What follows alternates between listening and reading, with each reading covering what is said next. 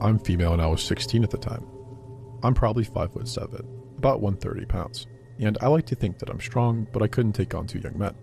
So it begins with my mom and stepfather going away on vacation and leaving my 17-year-old sister and me home alone. They did this often. My parents were not winning any parenting awards. My sister and I didn't get along either. She was a nasty piece of work. Luckily, she decided to go stay at a friend's house while my parents were away. I was kind of nervous about being alone, so I had my boyfriend staying with me. He was a pugnacious jerk, but I'm glad he was there. One night, Brett and I were at my house and we had just started messing around when I heard a really loud knock at the door.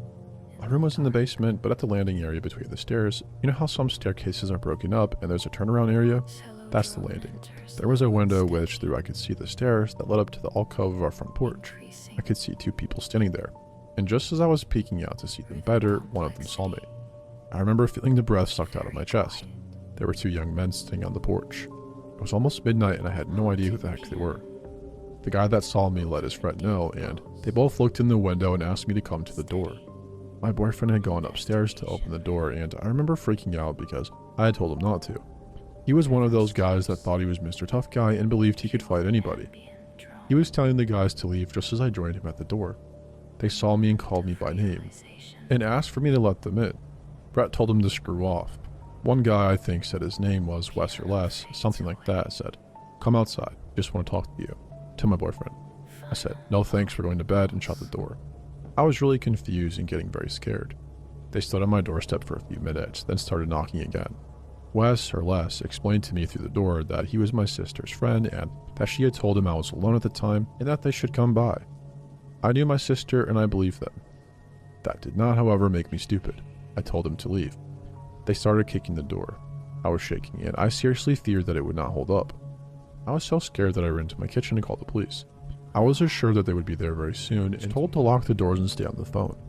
Meanwhile, Brett was still yelling at them, which only served to piss these guys off more.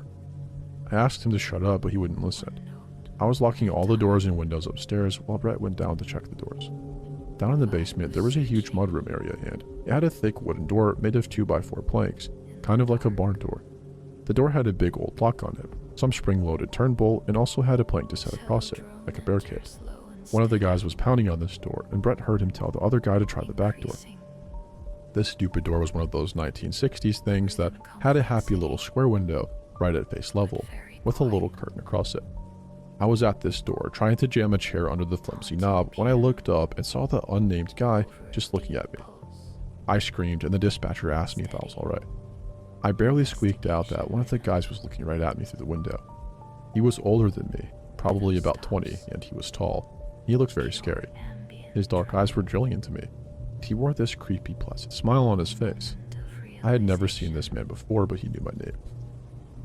He tapped on the window with one finger, never breaking eye contact, and said, "Becky, let me in."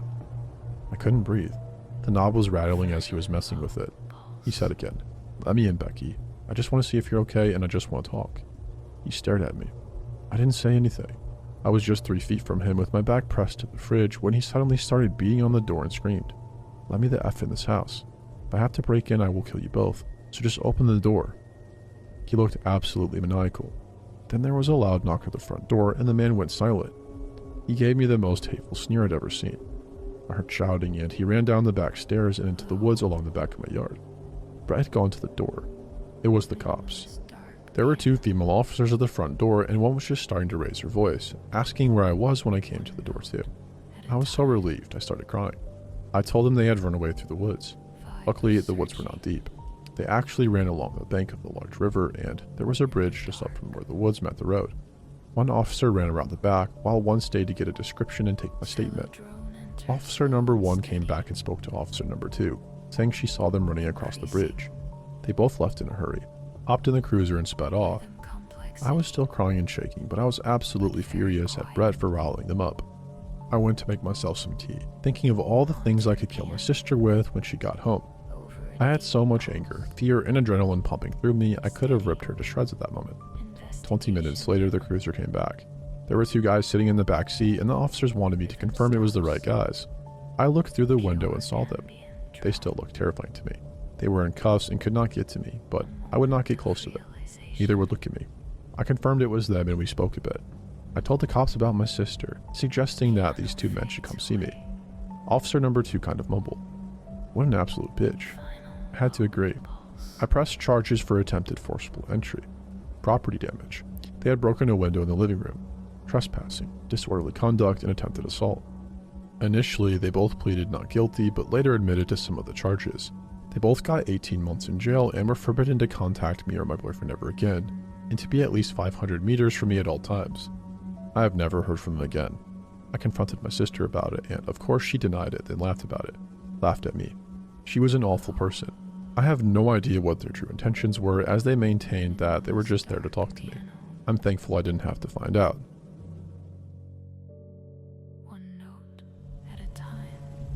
I've been doing this for about 8 months, and I want to be clear that I'm not stupid about it.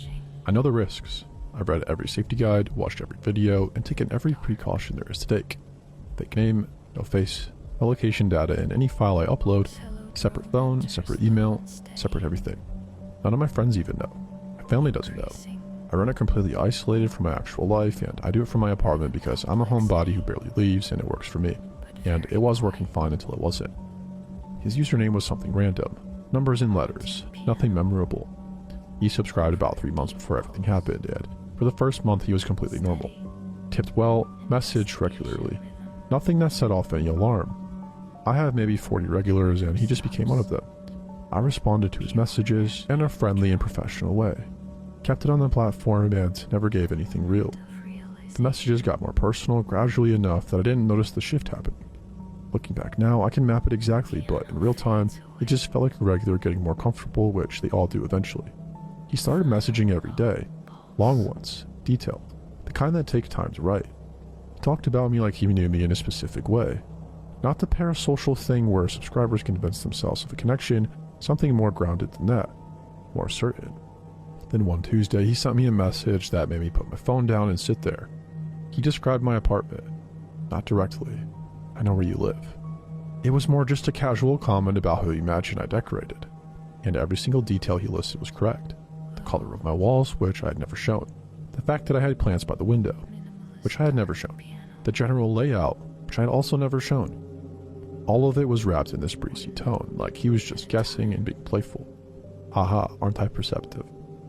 I sat there on my couch and read it like 4 times. I went back through 3 months of messages and started pulling out every detail he dropped that I brushed off as coincidence or lucky observation.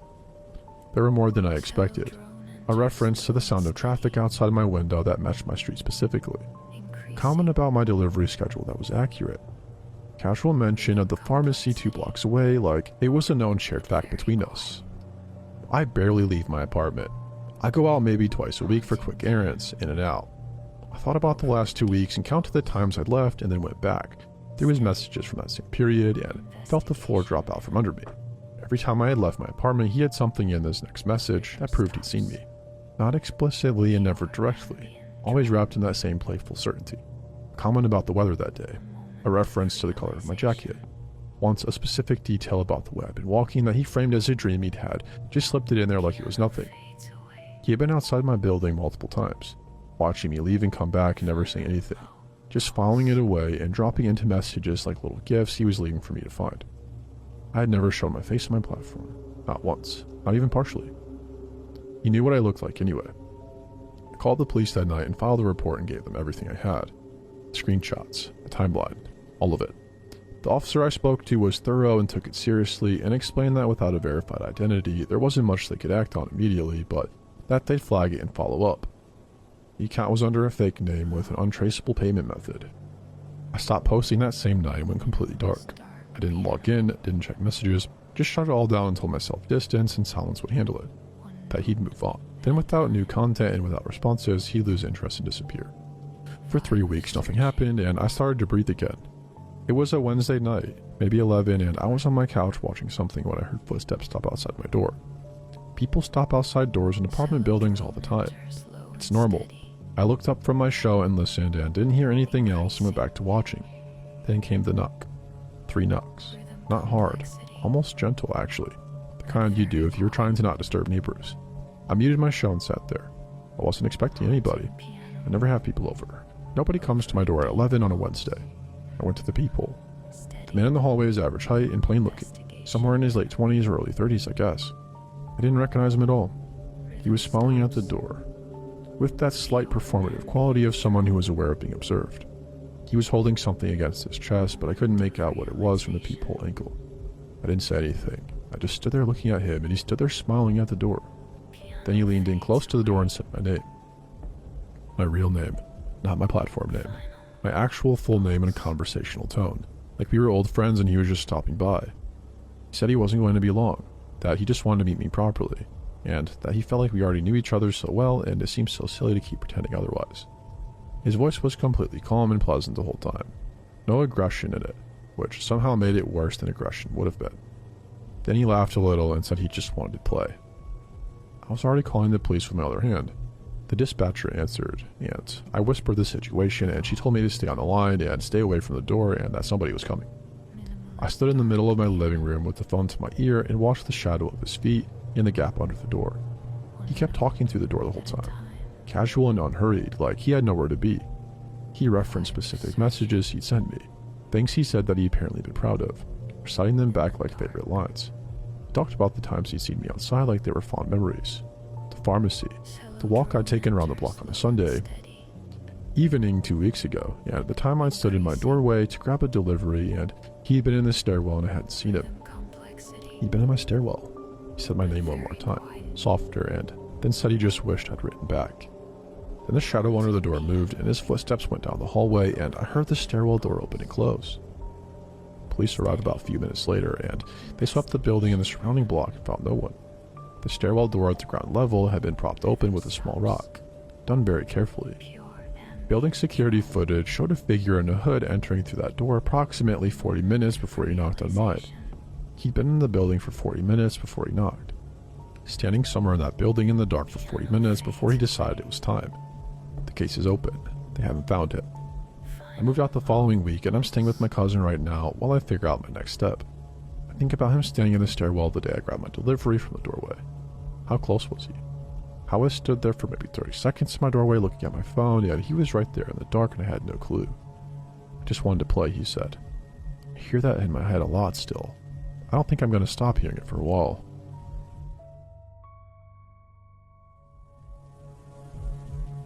So my parents got a dog. I want to lead with that because it's important context for why I ended up in this situation. They've been talking about getting one for years. Empty nest stuff, and they finally did it 2 months ago. A 2-year-old rescue named Tank, some kind of lab mix, a big dopey thing that my mom is completely obsessed with, which is awesome. Hank seems like a good dog, but the problem is they don't fully trust him alone overnight yet because he's still adjusting and apparently ate an entire couch cushion his second week there. So when they booked a long weekend trip upstate to visit my aunt, they asked me to come stay at the house and watch him. I'm 20, home from school for the summer with no real reason to say no. Free food, a familiar bed, easy enough, I said. That was my first mistake, probably. I got to my parents' place Friday evening. They left around 6, I think, and for the first couple of hours, everything was completely fine. Hank was happy to see me, and we watched TV. I made food, and he sat with me by my feet the whole time, which my mom warned me he does. Normal dog stuff. I went to bed around midnight with Hank at the foot of the bed and fell asleep fast. I woke up at some point in the night to Hank growling. Not barking, but growling. Low and continuous. The kind of sound that's more vibration than noise.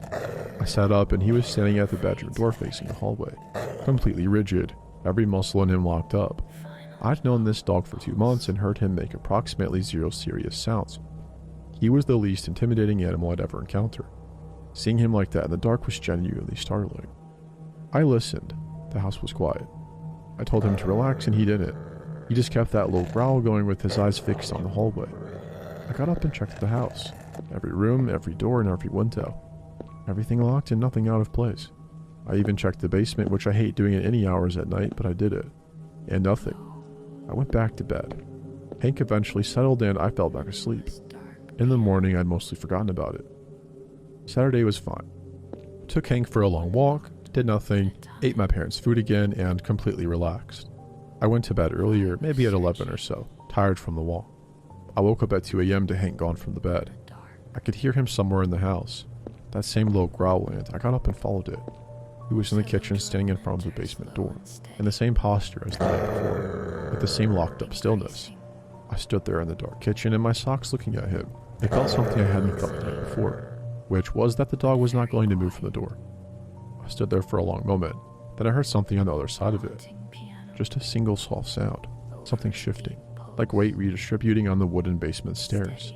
One quiet creak and then nothing. I grabbed the knife on the counter, took out the biggest one, and called 911 from the kitchen while Hank stood guard at the door. I whispered the address and told him I thought somebody was in the basement, and the dispatcher told me to stay on the line and stay away from the basement door, which I was obviously happy to do. 2 officers got there in 4 minutes, and I let them in the front, and one of them took Hank by the collar while the other opened the basement door with his hand on his holster. They found him on the stairs. A man, probably mid-40s, sitting on the 4th step from the bottom in the dark, like he'd been there for a while. Not armed or aggressive, but just sitting there. He looked exhausted more than anything. When the officer asked him what he was doing, he said he used to live here.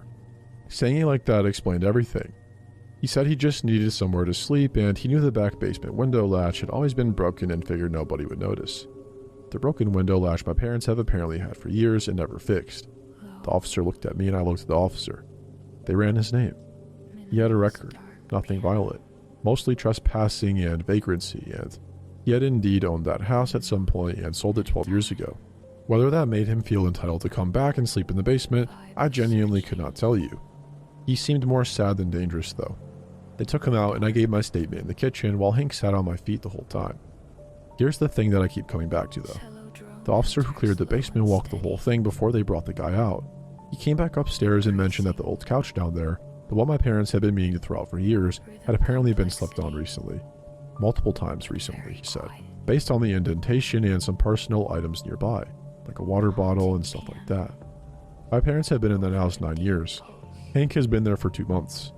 You can draw your own conclusions about how long this had been going on before Hank showed up and started waking people up at 2 a.m. I fixed the window latch myself the next morning, bought the hardware at the store down the road and watched a video and got it done in about 20 minutes. I didn't mention it to my parents until I got home. My mom cried a little. My dad immediately went and bought a security system. Hank got an extra treat that night. He deserved probably about 100 of them.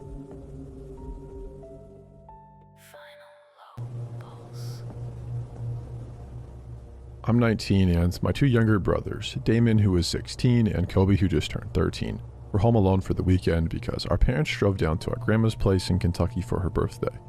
We'd been left alone before plenty of times, so nobody was stressed about it. I was the oldest, so I was technically in charge, which basically just meant I got to pick what we ordered for dinner and had to make sure Kobe didn't stay up until 4 in the morning on his Xbox. Pretty standard stuff. Friday night was fine. We ordered wings and watched a movie. Kobe was in bed by midnight, which was later than our parents would have allowed, but I wasn't going to fight him on it. Damon and I stayed up for another hour or so and then called it. Saturday was equally normal right up until around 9 at night. I was in the living room on my phone and Damon was at the kitchen table doing something on his laptop, and Kobe was in his room gaming when Damon looked up and said there was somebody in the backyard. I went to the kitchen window and looked out. There were 2 of them standing in the yard, not at the fence line, not passing through, standing maybe 30 feet from the back door, completely still facing the house. Both are wearing white masks, not Halloween store masks, not cheap plastic things, full white featureless masks that covered their entire faces, the kind with no expression at all. No holes for a mouth, just 2 eye openings, and flat white nothing everywhere else.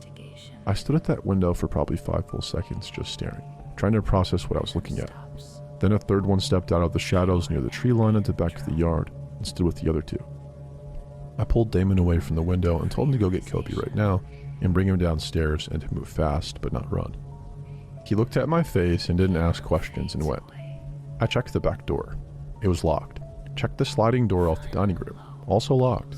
Went to the front and checked that. All good. All the downstairs windows I could reach I checked one by one while Damon got Kobe and brought him down. Kobe came into the living room still holding his controller and started to ask what was happening, and I cut him off and told him to sit on the couch and stay away from the windows. I looked out the front window. One of them was now standing in the front yard. I hadn't heard a gate open or close. Also hadn't heard footsteps around the side of the house. One of the 3 from the back was just in the front yard now, same posture, facing the house with that flat white face tilted slightly upward toward the window I was looking through. I stepped back and called my dad. It went straight to voicemail. I called my mom and same. I left a message that was probably not very coherent and then called the cops and actually got through. The dispatcher asked me if anyone had tried to enter the house, and I said, not yet, and she said to stay inside and away from windows, and that officers were being sent. Kobe was asking questions nonstop, and Damon was trying to keep him quiet. I was moving from window to window, trying to check where they were without getting close enough to be seen. 2 were still in the backyard, 1 in the front. That was 3 accounted for. Then something knocked on the front door. 4 slow knocks with a pause between each one. Kind of even sounding, impatient. Like whoever was doing it had all night and knew it. Kobe grabbed my arm. I told him quietly that we were not going to answer it and that the police were coming. More knocks. Then nothing for a while. I checked the front window again from an angle where I couldn't be seen straight on. The one who had been in the front yard was gone. I did not find that reassuring one bit. I went back to checking every window I could without getting close. The 2 in the backyard had moved closer to the house, maybe 20 feet or so. Still not moving toward the door, but closer than before. Just standing there in the dark with those white masks, picking up a little bit of the light coming from the kitchen. Something scraped along the side of the house. A slow dragging sound from the back toward the front along the exterior wall. Like something being dragged across the siding at waist height.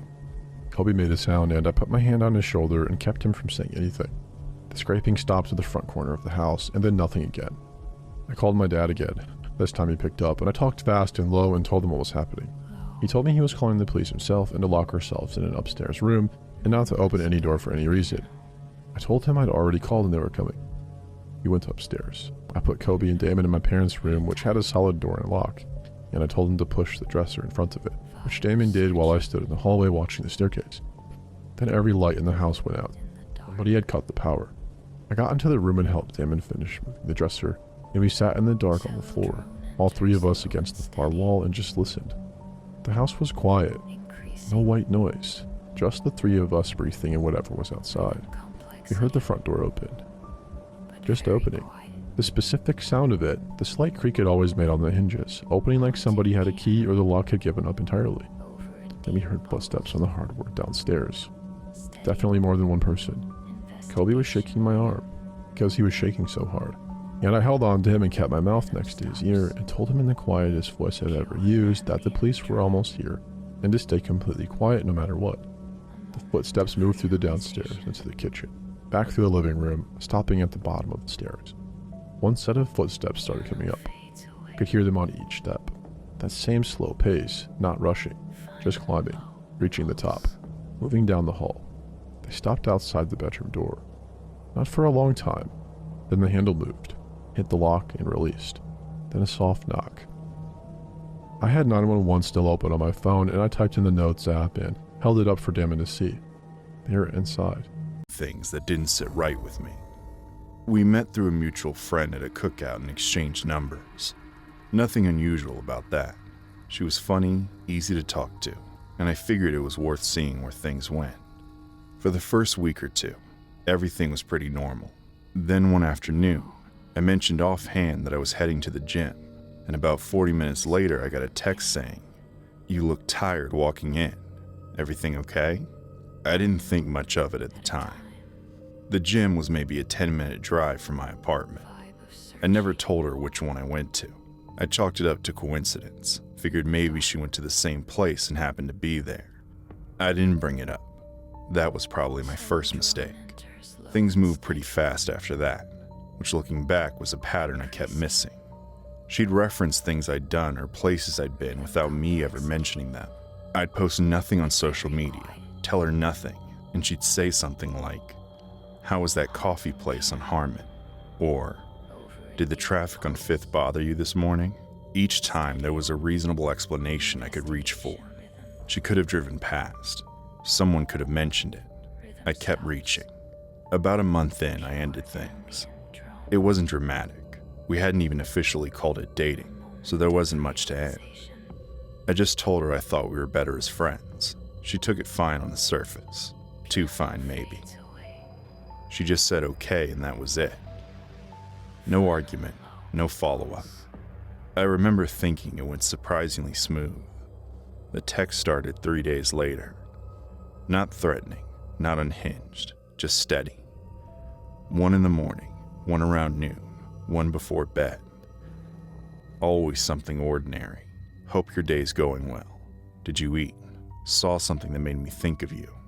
I responded once or twice out of guilt, which I now know was the wrong move. When I stopped responding entirely, the frequency didn't change. It just continued at the same pace, like a clock ticking in another room. That's the part that got to me. There was no escalation, no reaction to my silence. It was like she didn't need a response, like she wasn't waiting for one. About 2 weeks into the silence, I started sleeping with my blinds fully closed. I couldn't explain it rationally. My apartment was on the second floor and faced a quiet side street.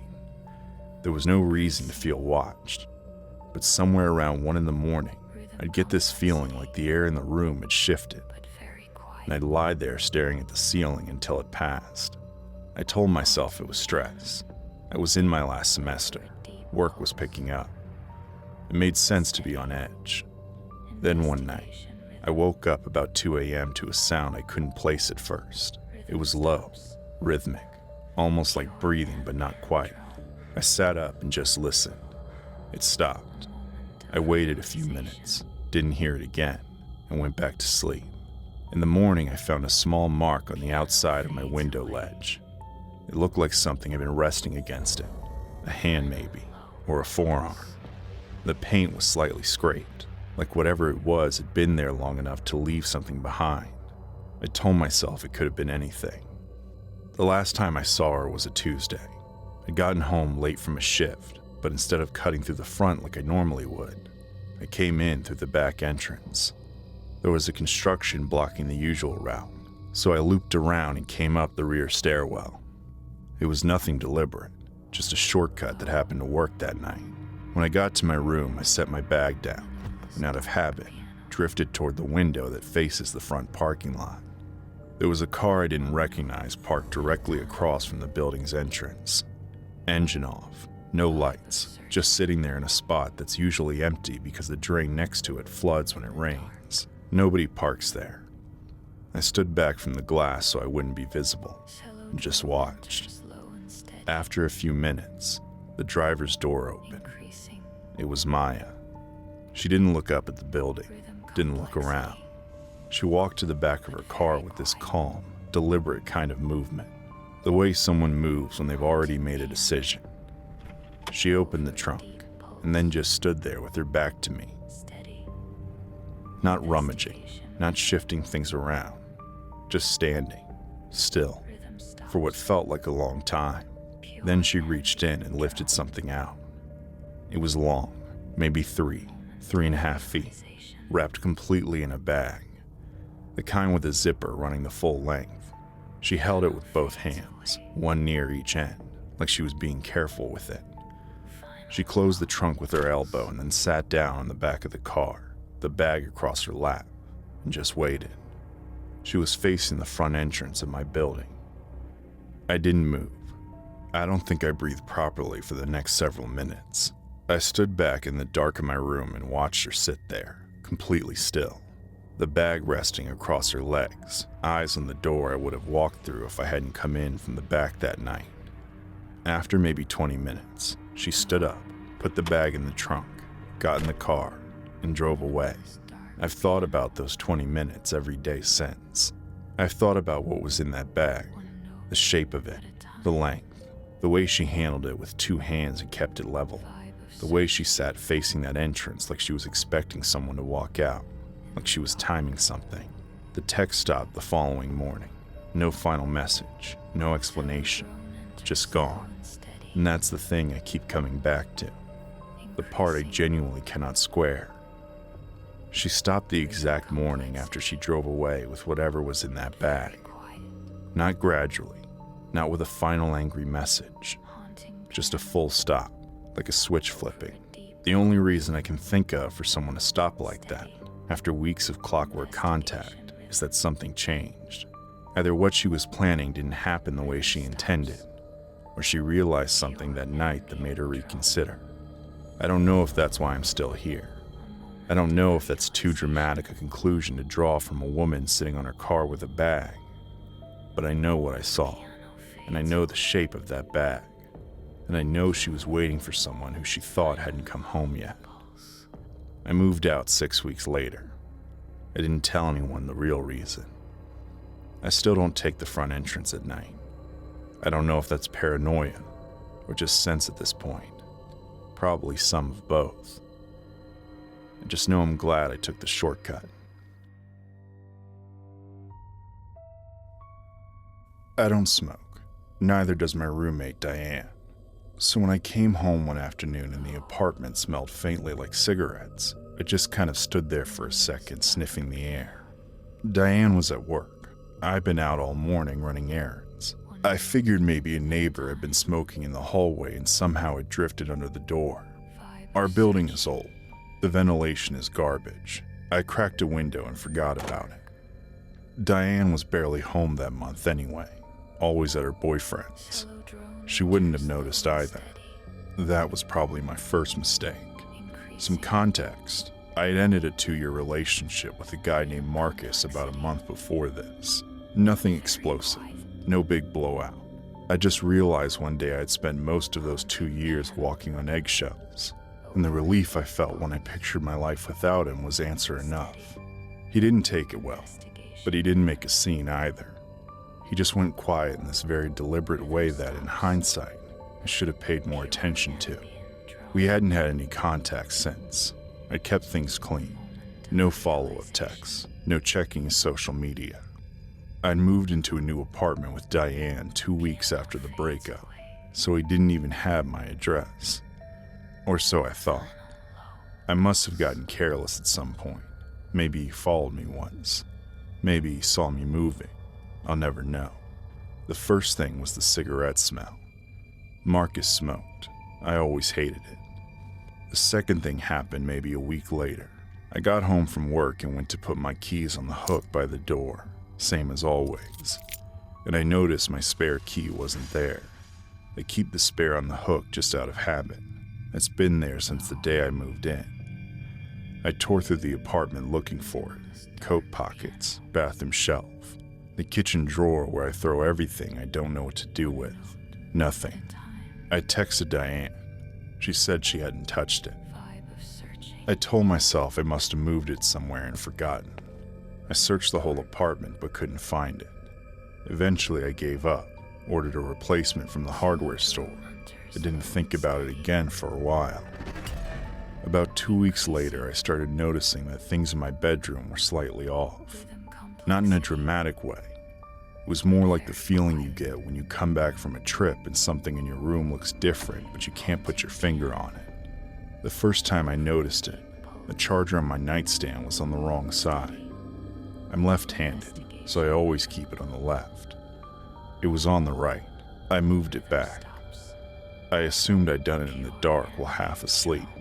The second time, the book on my nightstand was face down while I always leave it face up. Small things, dismissible things. But then one evening I opened my closet to grab a jacket, and the clothes were hanging in a different order than I leave them. I keep everything organized, jackets on the left, then sweaters, then everything else. That evening the jackets were in the middle. I stood in front of that closet for a long time.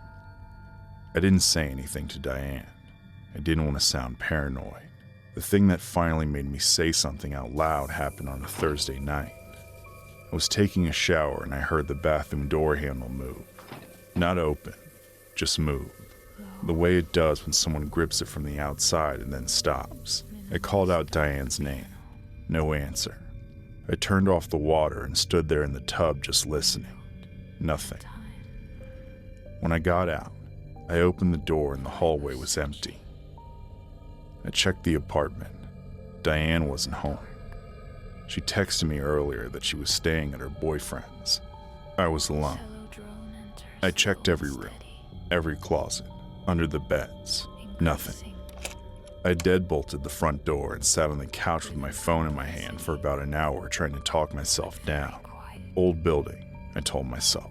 The pipes make sounds. The handles rattle sometimes. The walls are thin and sound carries from the neighboring unit.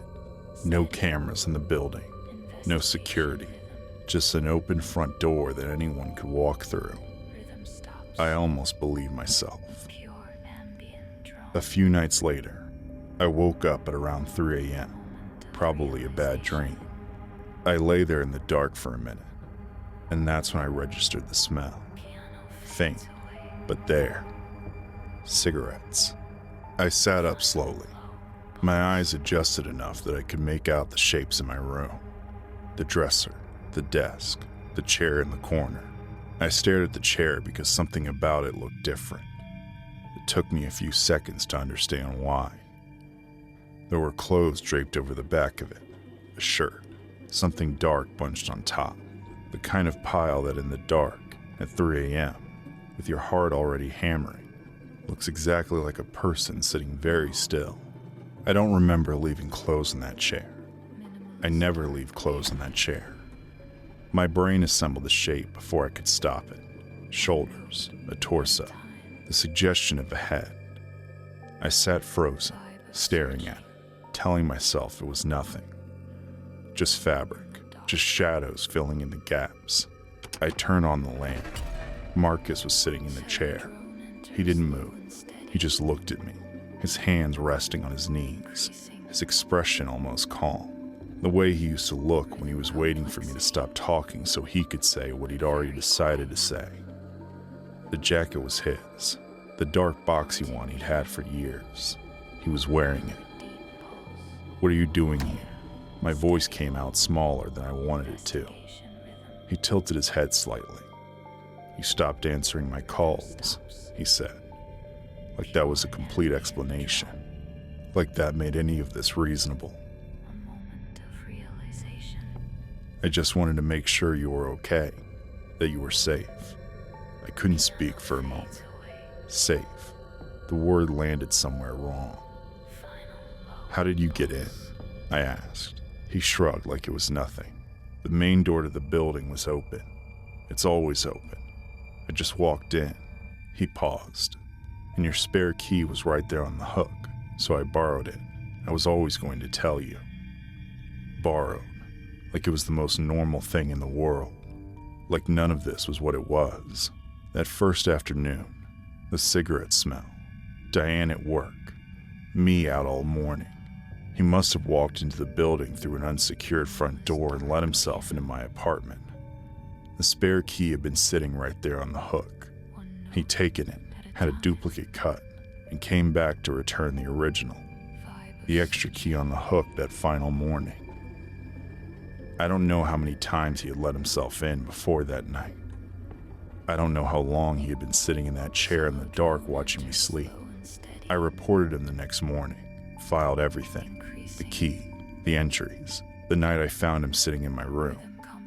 They went to Marcus's apartment 2 days later. He was gone. His landlord said he'd cleared out fast, left furniture behind, no forwarding address. They told me there was a warrant out, that I should contact them if I heard from him. I changed the locks that same day. I told Diane everything. I started sleeping with the light on. Somewhere out there, Marcus is running from the consequence. From the version of himself he became when I stopped letting him control the story. I don't know which thought keeps me up more at night. That he's out there somewhere else. Or that some part of him still believes he did nothing wrong. I met Daniel at a ceramics class I only signed up for because my therapist said I needed a hobby. He was the kind of person who made everyone in the room feel like they were the only one in it. We dated for about 2 years. The first year was genuinely one of the best of my life. I don't talk about the second year much. After we ended things, I moved to a different city for work. Fresh start, new apartment, all that. The first few weeks were quiet in a good way. I was sleeping through the night, eating actual meals, calling my mom back. I felt like myself again for the first time in a long time. Then I noticed the mug. It was sitting on my kitchen counter, maybe 3 weeks after I moved in. Just a plain white mug with a small chip on the handle. I didn't own it, or at least I didn't think I did. I figured it must have gotten mixed into my boxes somehow, maybe grabbed by accident from Daniel's place, and I just hadn't noticed it until now. I put it in the cabinet and didn't think about it again. That was the first thing. About 6 weeks in, I ran into my downstairs neighbor in the hallway. Older woman, friendly enough. She'd mentioned she'd seen my boyfriend the other week, said he seemed nice. I told her I didn't have a boyfriend. I moved here alone. She looked a little embarrassed and said she must have mixed me up with someone else. I believed her. Buildings have a lot of tenants. People get confused. I didn't think about it again until I was lying in bed that night. And then I thought about it for about 3 more hours before I finally fell asleep. I got a job in the city through a recruiter I'd found online. I had never mentioned it to Daniel. He didn't know my new address, my new number, or where I was working. I was careful about it. Not paranoid, just careful. There's a difference. 3 months in, I got a card in my mailbox. No envelope, just a card, folded once, with my name written on the front in handwriting I recognized immediately. Inside it said, "Congratulations on the new job. You always work too hard for too little." That was it. Nothing else. No name, no return address. I stood there in the lobby for probably 5 minutes just staring at it. My first thought was that he must have talked to someone we knew in common. My second thought was that I hadn't told anyone in common where I worked. My third thought was that I needed to sit down. I called my sister that night. She swore she hadn't told him anything. I believed her. I still do, which is the part that bothers me. I started being more deliberate. I closed all my blinds at night. I got a different mail slot, one inside the building manager's office that required a key. I told myself I was being proactive, not reactive. For about 2 months, nothing happened. I started to relax. Then I came home from the grocery store on a Tuesday evening and found my welcome mat moved. I know how that sounds. It's a welcome mat. It's not a big deal, except for the fact I'm someone who straightens picture frames that are off by a millimeter. I knew exactly where that mat sat at. It had been rotated slightly, maybe 15 degrees, and pushed about 4 inches closer to the door. I went inside and checked every room. Nothing was missing. Nothing was out of place. The windows and locks were all fine. I called the building manager and asked if anyone had been on our floor. He checked the entry log and said no guests had buzzed in that day. I didn't sleep much that night. The mat thing could have been the cleaning crew. It could have been a neighbor bumping it by accident. I told myself both of those things and almost convinced myself. Almost. The last thing happened on a Sunday morning. I was going through some boxes I still hadn't unpacked. One of them was from my old apartment, stuff I'd thrown in at the last minute. Books, a few picture frames, some random kitchen thing. House job I didn't love. My social circle had slowly dried up the way it does in your mid-20s. People getting serious with girlfriends, taking overtime, moving to different parts of town.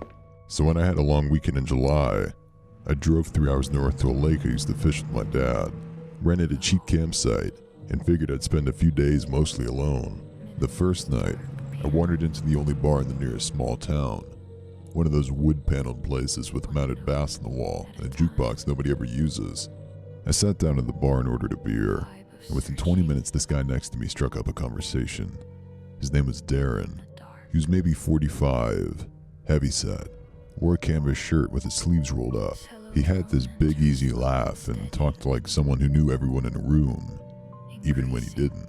He said he was a retired contractor now doing odd jobs. Had a fishing cabin about 4 miles up the lake road. We ended up talking for 2 hours. Football, fishing, small town politics. Normal stuff. When I got up to leave, he told me to come back tomorrow. He'd be there same time. I did go back. And the night after that. By the third night, Darren had become the highlight of the otherwise quiet trip. He introduced me to a couple of regulars. He bought me rounds. He asked good questions and seemed genuinely interested in the answers. I remember thinking he reminded me a little of my dad, before things between us got complicated. On my last night, he suggested we skip the bar and have a few beers at his fishing cabin instead. More relaxed out there, he said. I've got some decent whiskey, and the porch looks out right at the water. I hesitated for maybe half a second. Older guy, middle of nowhere. cabin in the woods, but I'd spent 3 nights with him. He never said anything that made me feel uncomfortable. I was 26, and I thought I could read people. I followed his truck down a dirt road into the trees. The cabin was small but well kept, right on the water like he said. He poured us both a glass of whiskey on the porch, and we sat there watching the lake go dark. It was genuinely peaceful.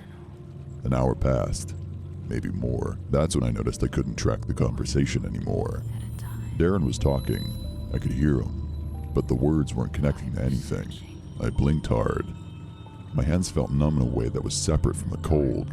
I had 3 drinks over the course of 2 hours. I should not have felt like this. I told him I didn't feel right. My voice came out strange, like it was arriving late. He said very calmly, "You're just tired. Go lay down in the back room." Something in me knew not to do that.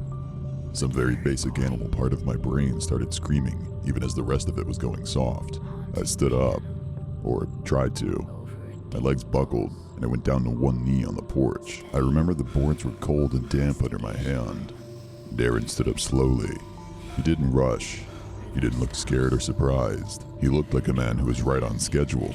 I shoved off the railing hard enough to get upright. I told him I was leaving. My truck was maybe 30 yards away in the dirt clearing where I'd parked it, and I focused on it like it was the only thing in the world. He stepped in front of me, not grabbing me, not threatening, just standing there, blocking. He said, "You're not okay to drive. I'm not going to let you do something stupid." I told him to move. He said, "Come on, just come inside." Something had gone out of his voice. The warmth was gone, and underneath it was something flat and practiced, like a thing he'd done before and knew the steps to. That was the moment I understood completely. Not theorized. Knew. I faked left, cut right, and ran for my truck. I don't know how I ran. My legs were like wet concrete, and my depth perception was shot. I heard him behind me, not running, just walking fast, still talking in that low measured tone, telling me to stop, telling me I was going to hurt myself. I got to the truck, got the door open, got the keys in the ignition after 2 tries. I locked the doors.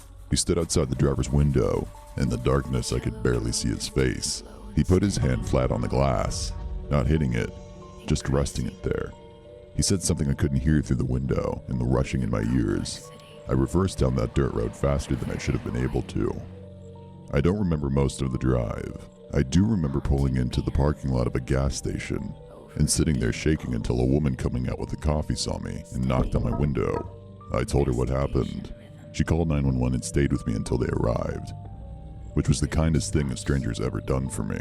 The hospital confirmed I'd been drugged.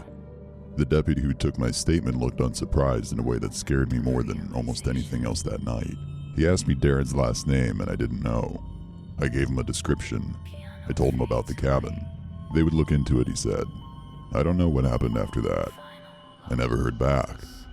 I don't know if they found Darren, or what his real name was, or whether he's still out there on that porch right now, looking out at the water, waiting for the next easy stranger to walk into that bar.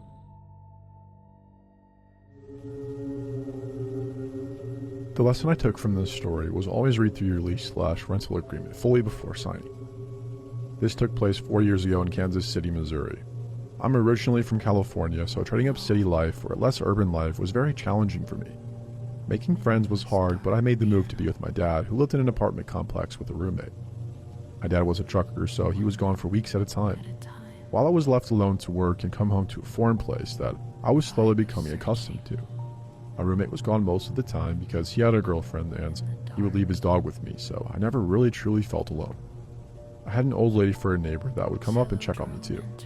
That's how people were in that area, and I found it kind of nice how people knew their neighbors. I got to know everybody in my building's name after about 6 months of living there, except for one. There was a man, I'd say in his early to mid-50s, who lived directly below my apartment.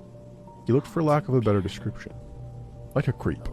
He was balding except for on the sides of his head, where that hair was straggly too. He was tall and kind of skinny, and outdated 90s glasses that you'd see on America's Most Wanted, and a very thick mustache. He was the only person in the building who wasn't friendly, or at least didn't make the effort to say hello or introduce himself to me. He also happened to be the maintenance man for all 5 buildings. I didn't think much of this at first. I honestly don't care if you're not overtly friendly to me. I enjoy having space of my own and sometimes being too friendly and suspicious anyway. That's just a personal problem, but I'm explaining why I didn't send up any red flags at first. One day, when I was pulling out of the driveway to go to work in the morning, I noticed across the large lawn that led to the door to our building that the maintenance man was standing in the center, staring directly at me. Stare is the wrong word, more like a glare. At first, I looked around confused, thinking perhaps he was looking at somebody or something behind me. I was the only one there. Although a bit creeped out, I shrugged it off and continued with my day, forgetting all about it. The next day, I was over at my neighbor Claire's apartment, the older lady, and she happened to bring up a maintenance issue she had, but mentioned she would never ask the maintenance man for anything, and neither should I.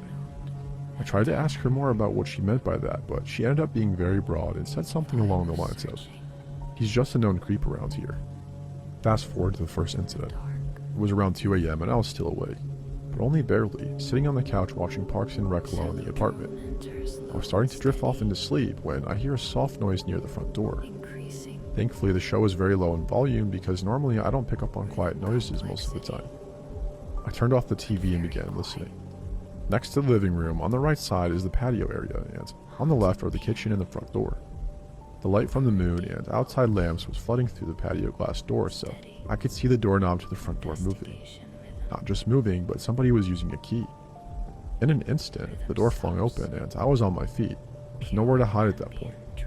I stood my ground and saw the silhouette step into the kitchen. That's when I saw it was the maintenance man. My stomach dropped and he stopped dead in his tracks when he spotted me, looking as if it was unexpected to find me awake. I noticed he had a large coat on, even though it wasn't winter or even cold that particular night. I noticed that only because the jacket looked bulky, as if he were carrying things in it that I couldn't see. "What the heck are you doing?" was all I managed to squeak out. I was shaking, my knees feeling like they were going to give out. For reference, I was a 22-year-old woman standing a whopping 5'4", with no way to defend myself at all from where I was standing. He looked shocked, which made me feel like I had gained a little power from the situation. He retorted confusedly and angrily with, "Yeah, your toilet is making a loud noise that I could hear from my bedroom." I was angry and terrified and only reacted with more anger when I saw him scrambling for excuses. "So you just let yourself into my apartment at 2 in the morning? I'm reporting this to management the first thing in the morning." He stepped closer to me then. I backed up a few steps but still stood my ground, quickly turning on the light closest to me so he could see my fury. "The toilet is rumbling. I'm sorry, I need to check it now." Now I was trembling so hard I could barely stand. I had adrenaline and anger and fear all coursing heavily through my body. "Get the F out," I said. He started to take the liberty to look around the kitchen where he was standing. My head immediately thought, shit, what if he goes for a knife? And that's when he said it. "I can come in whenever I want." The sentence makes me shiver to this day. I didn't know what to do and felt like the power of the situation quickly dwindling down to a bad feeling that something bad was going to happen. "If you don't get out of my apartment right now, I'm going to start screaming as loud as I can." My voice was cracking and shaky, which made my heart drop into my stomach. I immediately felt like I was going to be sick when he took yet another step forward towards me. "Check the lease. I can come in whenever I want. I'll see you later." Then he winked at me, creating a wave of nausea, and I felt faint. He slowly turned around and walked out, closing the door behind him and even going far enough as to lock it from the outside with his extra key. The next day, I contacted management as soon as their office space opened. I could tell the conversation wasn't going anywhere when the manager sounded irritated right off the bat. When I told her that the guy entered my apartment illegally, she cut me off and told me that they do not allow any illegal activity and take what I was saying very seriously. I thought, yes, I've got him. Until the manager said, "You can't just throw around accusations without proof. This man has dedicated over 20 years to working for this company and we don't plan on getting rid of him anytime soon. Perhaps if you've read over your lease, like you should have." Yes, she was actually scolding me. You would have seen the clause that states that a maintenance worker has the keys to the entire property and if there is a maintenance issue, they are permitted to access the property at any time of the day. This floored me.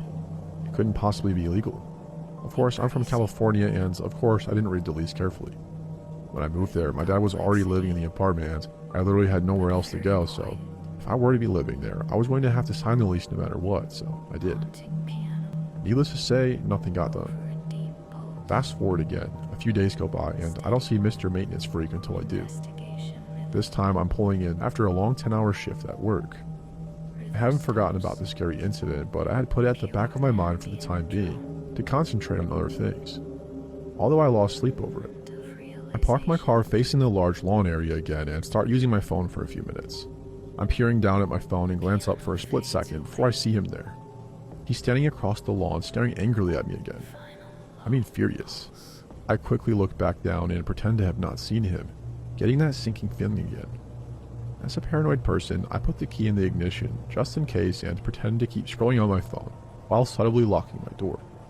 I glance up again and this time he's coming toward me, very fast. I look in my rearview mirror, hoping to see someone else that he may be stomping angrily toward, and of course, no one else is there. It's nearly dark now, but when he gets to about 10 to 15 feet away from the front of my car, I can hear him shouting something, but I can't make out what he's saying. Now I put my phone down and I'm watching him come right at me until he reaches my window and starts banging on it with all of his might and slams his body into the door. He's also fidgeting angrily with the handle, even though the doors are locked. My car doesn't have automatic locks, so I'm hoping that all my doors are locked at this point. My hands are shaking so bad that I'm having trouble starting the car. When I finally do, I realize what he's saying, which is a repeated cycle of the following phrases. I'm going to get you, ho. I told you I can come in whenever I want, and you really want to take me on? I'll kill you. I peeled out of there so fast, not even knowing where to go. I drove to the next county over, found a motel, and stayed the night there. The next day, I took work off and went straight to the management's office. I told them exactly what happened, and no matter what I said, they didn't believe me. This maintenance man was apparently the most amazing thing in the world to them or something. He was a monument to the company, and they appreciated his 20 years of service and dedication to them over him risking someone's life with threats. Long story short, I lost it. I called her a psychotic idiot and ended up getting evicted. I reported all of this to the police, but between the lack of evidence I had and his perfect record / shining references from employers that seemed to love him, the police said there was nothing that they could do to move forward at that point. My dad and I ended up finding a nice home about 10 minutes away from that place. I ended up inviting Claire, my older neighbor, to the house a few months later. She told me that there was a single woman in the apartment before the roommate, and my dad had moved in there who also left in a hurry after something happened with the maintenance man taking photos of her walking to and from her apartment to her car. When she confronted him about it, he told her, "I can do whatever I want." I guess in Kansas City, maintenance workers can do whatever they want. Needless to say, it's been 4 years and I'm back in California. Yeah. 1 note at a time. 5 of searching. 3 years ago, I bought a house on about 4 acres of land outside of town, and I want to be upfront that I love it out here. Quiet and private, nobody in my business. Exactly what I wanted after 38 years of apartments and neighbors and shared walls. The property has a long gravel driveway that curves up from the road through a stretch of old oak trees before opening up to the house. At night, you can't see the road from the porch and you can't see the house from the road. That kind of privacy felt like a selling point when I bought it. It stopped feeling like one about 6 months in. The porch light is one of those old fixtures that came with the house, cast iron, mounted beside the front door, controlled by a simple interior switch. No timer and no motion sensor, no smart home connection of any kind. You flip it on and it comes up. You flip it off and it goes up. That's the whole system. I don't use it much. I go to bed early and I'm not in the habit of leaving lights on, and I don't get visitors at night, so there's no real need for it. I'd gone weeks at a stretch without touching the switch at all. So the first time I woke up at 2 in the morning and noticed the orange glow coming through my bedroom curtains, I assumed I left it on by mistake and fell back asleep without thinking much about it. I got up in the morning, switched it off, and moved on with my day. A week later I woke up again. Same time, same glow through the curtains. I lay there for a moment trying to remember if I used the porch that evening. I hadn't. I got up and switched it off and stood in the kitchen for a minute and then went back to bed. The third time I started paying attention. I'm not a person who jumps to conclusions. I spent 22 years as a project manager, and that kind of work beats the instinct for magical thinking right out of you. When something goes wrong, you find the cause, you fix the cause, and you move on. So when the porch light started coming on by itself, my instinct was to find the cause. Faulty wiring seemed most likely. Old house, old fixture, old switch that maybe wasn't fully breaking the circuit when I flipped it down. I checked the switch. It seemed fine. But I'm not an electrician, so I called one out. He went over the fixture and the switch and the wiring to that circuit and found nothing wrong. Charged me $200 to tell me everything looked fine. thanked him and he left, and 3 nights later the light came on again at 2 in the morning. I replaced the switch myself, bought a new one from the hardware store, watched a video, swapped it out in 20 minutes. New switch, same result. The light came on at 2 a.m., the switch in the off position, with no explanation. I replaced the entire fixture next. Took the old cast iron one down and put up a new LED model. Different wiring, different housing, different everything. Stood back and felt pretty good about it. 2 nights later, around 2 a.m., the new fixture lit up the driveway like it had been doing it for years. I want to be honest about how long I sat with this house before I did anything about it. The answer is embarrassingly long. A couple of months. I'd wake up, see the glow, lie there for a minute, get up and turn it off and go back to bed. It had become routine enough that I stopped losing sleep over it and started just accepting it and explaining it off as annoying, unexplained, and probably just something I'd figure out eventually. What changed my mind about sitting with it was purely practical. I have a dog named Ruth, a 7-year-old shepherd mix, and Ruth sleeps at the foot of my bed every night without exception. She has done this since the week I got her, and in the 7 years, she has never once gotten up in the middle of the night on her own. Not for water, not for anything. She just sleeps. One night in November, I woke up to the light and noticed Ruth wasn't at the foot of the bed. I sat up and found her standing at the bedroom window with her nose to the gap in the curtain, completely still, not growling or whining, just standing there looking out the driveway. I got up and stood beside her and looked out. The driveway was lit by the porch light, per usual. The gravel, the oaks on either side, the darkness beyond where the driveway curved toward the road. All of it sitting in that flat orange light. I stood there for a few minutes and saw nothing and went back to bed. Ruth stayed at the window. In the morning, I went outside and walked the driveway. The gravel near the middle of the curve, where the oaks are the thickest on either side, had been disturbed. Not dramatically or like a struggle, just scuffed and pressed in a pattern that took me a moment to identify. Boot prints. Somebody had been standing in the gravel in the middle of my driveway. Standing there long enough and still enough that the prints were deep and clear, both feet planted facing the house. I stood there looking at them in the morning light and thought about the porch light coming on at 2 a.m. for months, and Ruth at the window, and felt something settle over me that I hadn't felt in a very long time. I put up a trail camera that afternoon, one of the good ones, motion activated, infrared night vision, mounted on an oak about halfway down the driveway, pointed at the curve where the prints had been. I didn't tell anyone about it, I just put it up and waited. 4 nights later I pulled the car. There was footage. At 2:06 a.m. the camera triggered. A man came around the curve from the direction of the road on foot, unhurried, hands at his sides. He walked to almost the exact spot where I'd found the boot prints and stopped.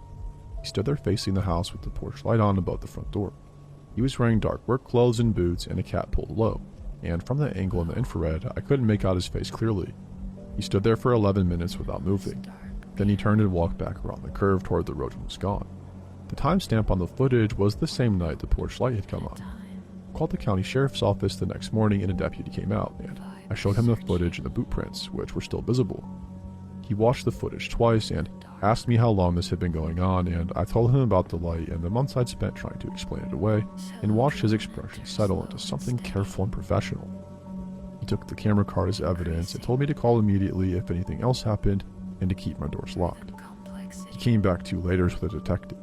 They'd identified the man from the footage using a partial on his boot sole that matched a specific work boot brand and some other details I wasn't given in full. He lived 4 miles from my property. He had a history that the detective described carefully as relevant to this type of situation without being more specific than that. I asked what he was doing standing in my driveway for 11 minutes in the middle of the night. The detective said they were working on establishing that. Convenience store on a state highway that most people only stopped at because they had no other option. A gas station attached to a small shop, lottery tickets, energy drinks, dusty cans of soup that had probably been on the shelf since the previous owner. Most nights, that last part was the hardest. The clientele was mostly harmless, truckers passing through, regulars coming in for cigarettes and leaving without much conversation. I'd been doing it for about 4 months, and it settled into that specific tired comfort you get with night work. The night it happened was deep into winter, cold enough that every customer who came in brought a draft of freezing air with them. He came in around 2:15 a.m. A man, maybe mid-40s, wearing a dark weather jacket that looked like it had spent more time outdoors than indoors. He didn't acknowledge me when he walked in. No nod, no eye contact. With hands in his pockets, he went straight to the back of the store, to the last aisle. Household supplies, motor oil. The things people only buy when something's already gone wrong. And he stopped at the end of it. He stood with his back to me, not reaching for anything, just standing. I watched him for a few minutes. He didn't pick anything up, just stood there with his arms at his sides, head slightly bowed, like he was reaching the floor.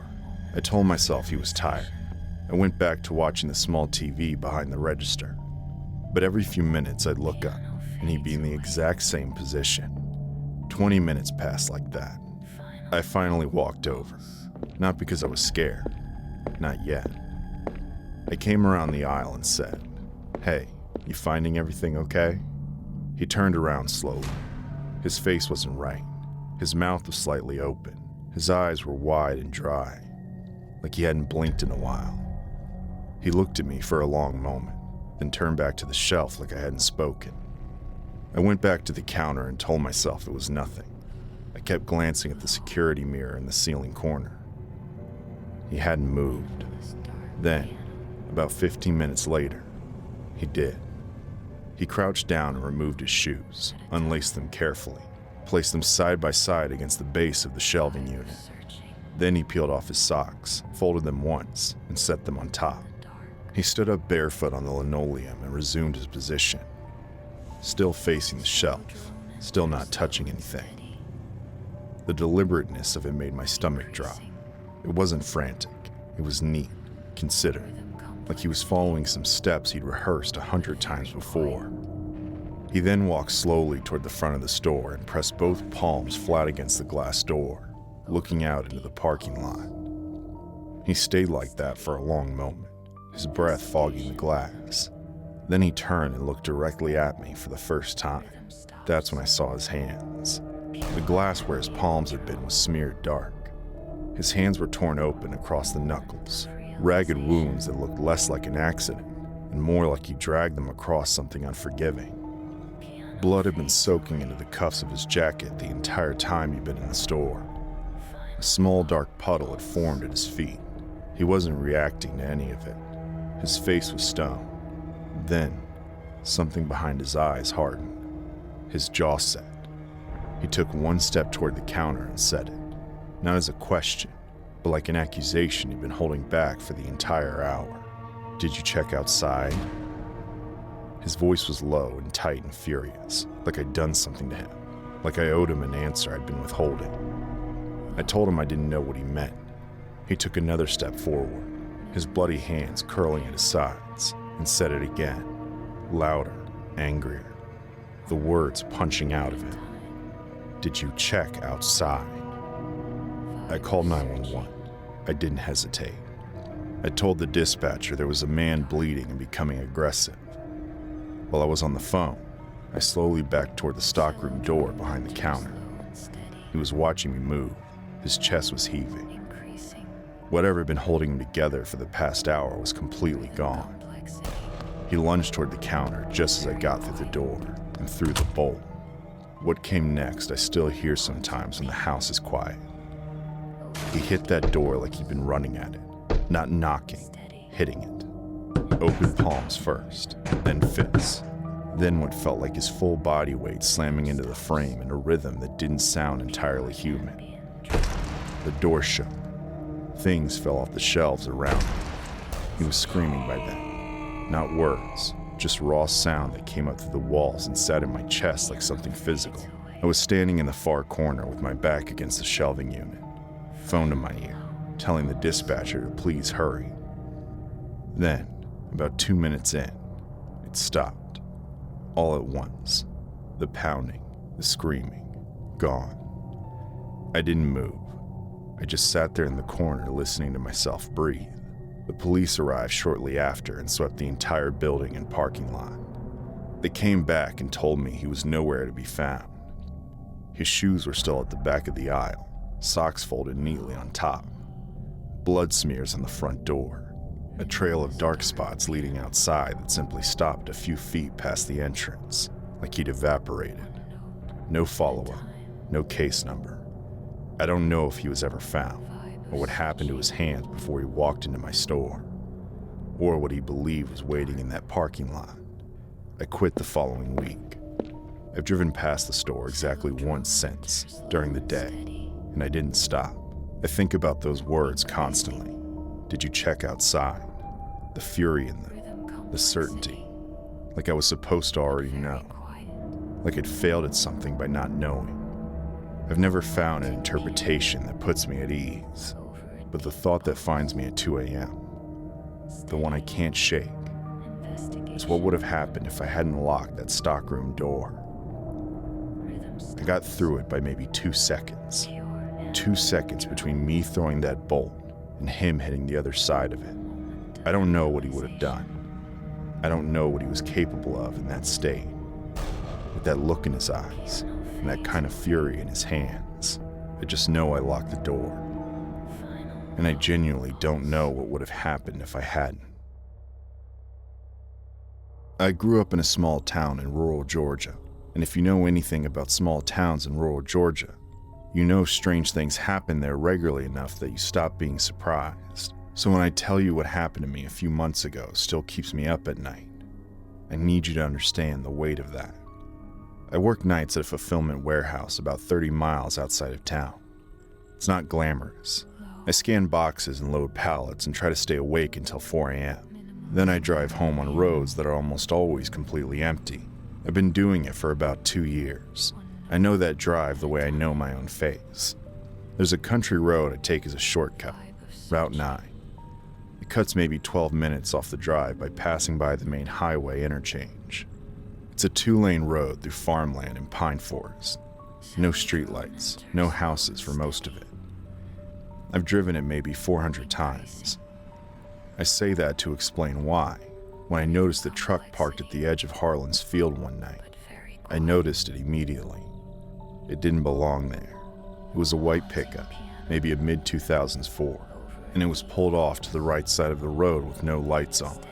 Not hazards, not headlights, nothing. Just sitting there in the dark like it had grown out of the ground. I slowed down as I passed it. Couldn't see anyone inside. I kept going, telling myself it was a farmer who'd had a breakdown, which is plausible enough. Farmers have breakdowns. I forgot about it. About 3 weeks later, I took Route 9 again.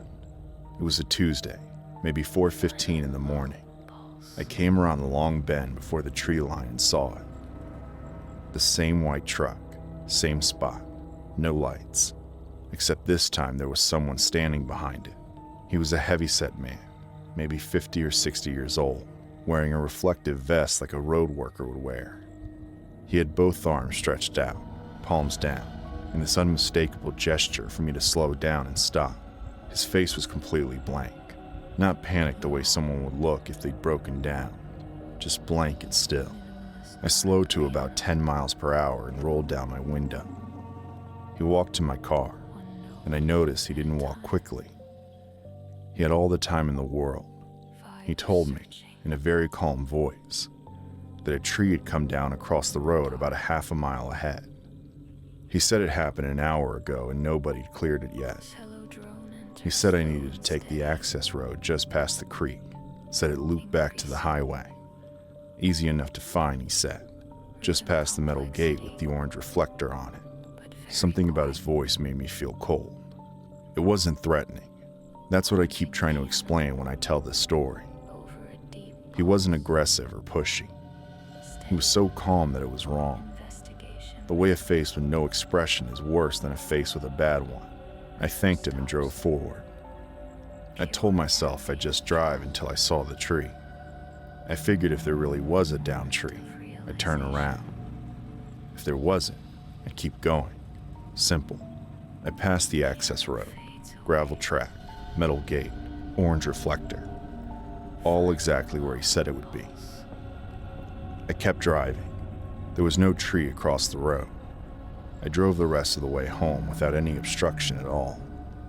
When I got inside, I sat in my kitchen for a long time without turning the lights on. I kept thinking about the reflective vest. Why do you get a reflective vest at 4 in the morning? You own one. You plan to be seen. I didn't take Route 9 for almost a month after that. I started using the highway even though it added time. I told myself I was being irrational. that the guy was just a farmer who misremembered where the tree fell or been confused about which road it was on. There were 100 explanations. I cycled through all of them and none of them stuck. Then one afternoon in late October, I was off that night. I drove out there. Broad daylight. I drove Route 9 slow, looking at everything. The access road past the creek was still there, and the metal gate with the orange reflector.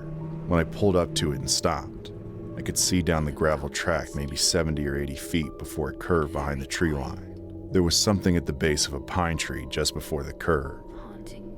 I thought it was trash at first. I put the car in park and looked harder. It was a reflective vest, folded and left there, tucked against the root of the tree like someone had set it down deliberately, like it was waiting. When I got home, I called the county sheriff's non-emergency line. I told the whole story. The officer I spoke to was polite. He said he'd pass it along. I don't know if he did or not. I never heard anything back. Here's what I can't square. The gate had a padlock on it when I drove out there during the day. I'm certain of that, because I thought about getting out to look closer and decided against it when I saw the lock. A padlock means either someone owns that property and didn't want people going in, which is normal enough, or someone put a lock on it after the fact. After whatever happened on that road stopped needing to happen. I don't know which it is. I've looked up the property records and that parcel is listed under an LLC with no name attached to it, which isn't unusual, but it isn't exactly comforting either. I still drive Route 9 sometimes. I don't know why. Habit maybe, or some part of me that still wants to understand what I came close to. The white truck has never been back. But every time I pass that gate with the orange reflector, I look down the gravel track as far as I can see.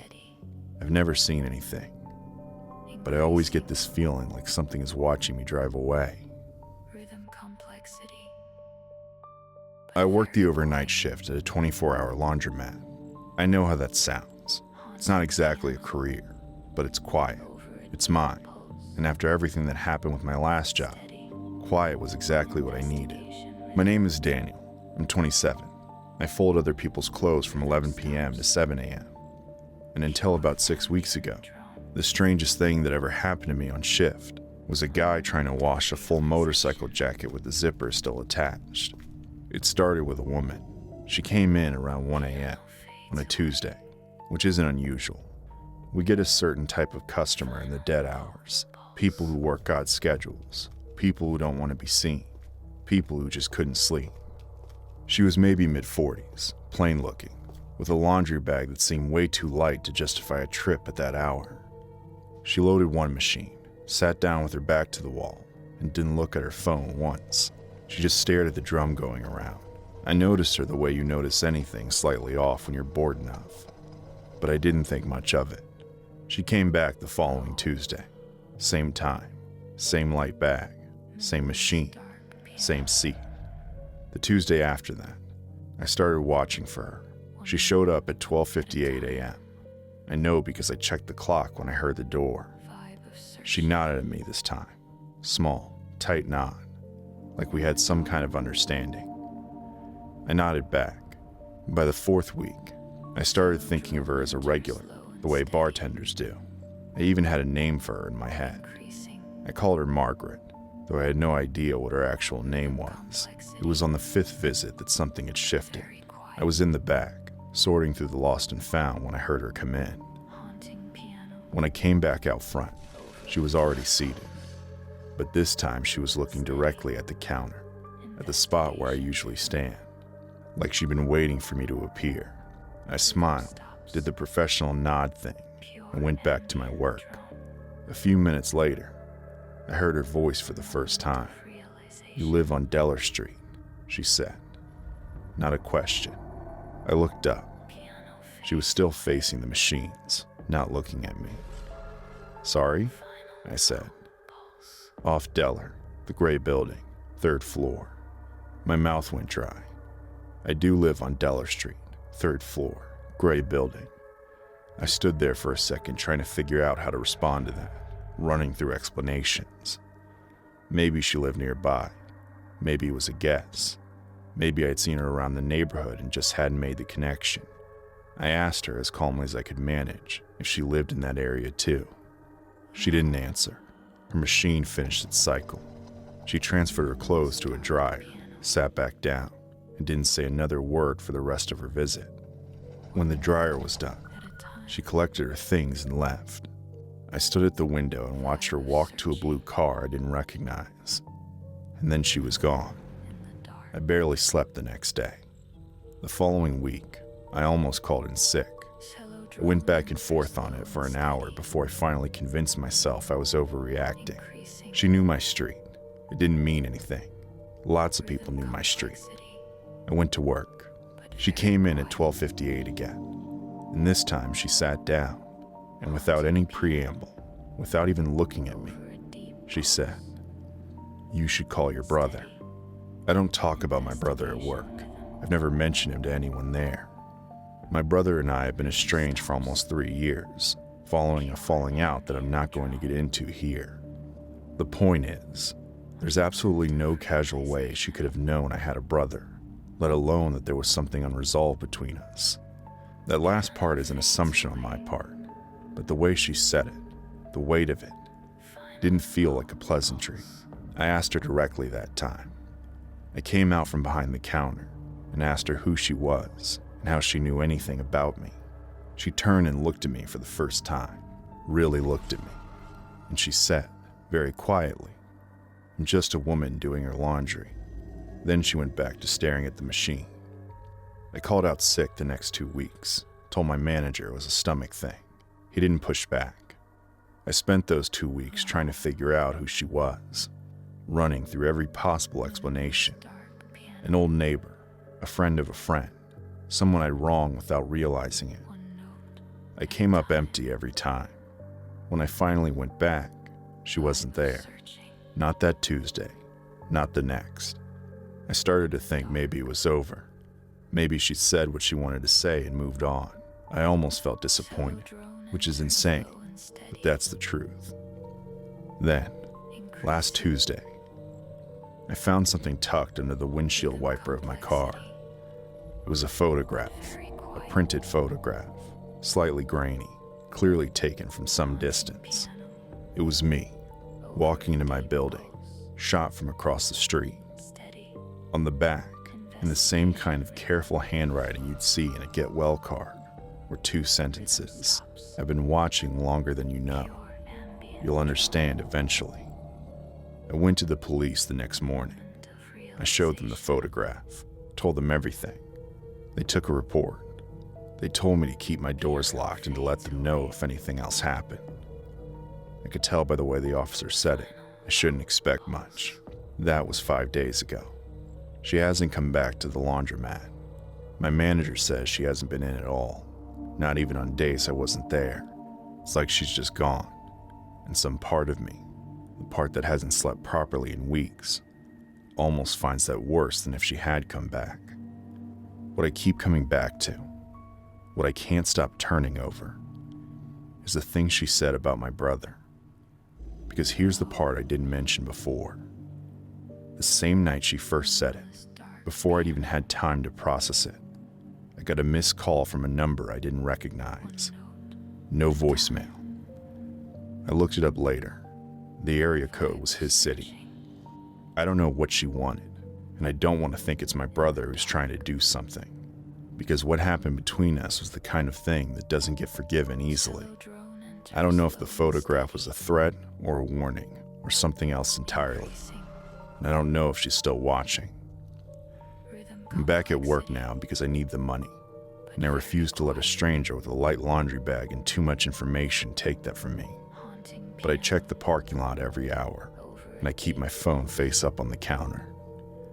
And every Tuesday at 12:58, I watch the door.